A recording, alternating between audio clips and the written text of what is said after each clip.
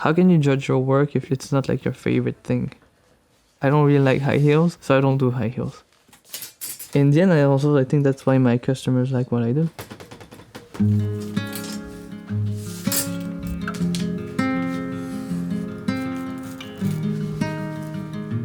I was born in Paris, and when I graduated from high school, I left to London to study computer science.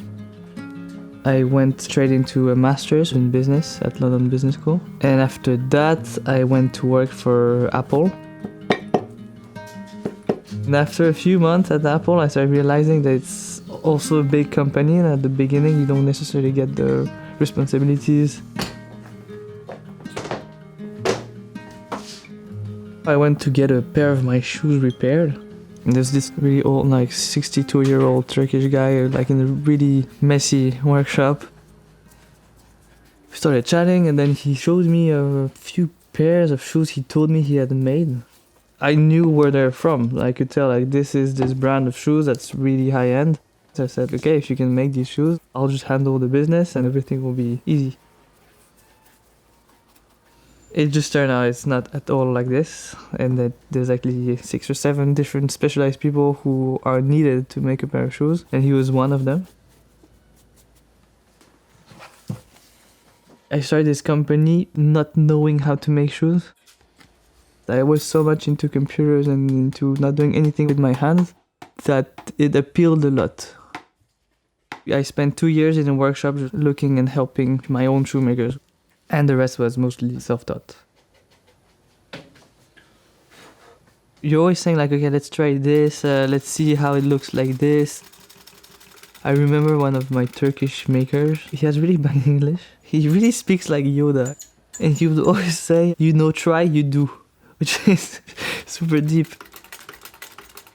If you go in a state of mind of you're gonna try it, then you leave yourself the chance that you can actually fail. But if the thing is, you know, try, you do, it has to be right from the first time. The idea of knowing the maker is always a big thing for the customer. It's even me when I get my suits made. I'm part of this industry, so it's kind of like normal that if you make bespoke shoes, you have also bespoke suits. When people ask me who made my suit, I say, this guy, he's called this, he works for this company. Customers follow these makers, they don't follow the brands. So it's a really personal relationship. You're never really happy with your product? You will always see the thing you didn't do perfectly. I like making them perfect. So I'm always the last person to work on them. Several road makers, they would say, there's no perfection, there's only different levels of imperfection. How perfect does it need to be? It's never gonna be perfect. But you go to a certain level where like imperfection is imperceptible.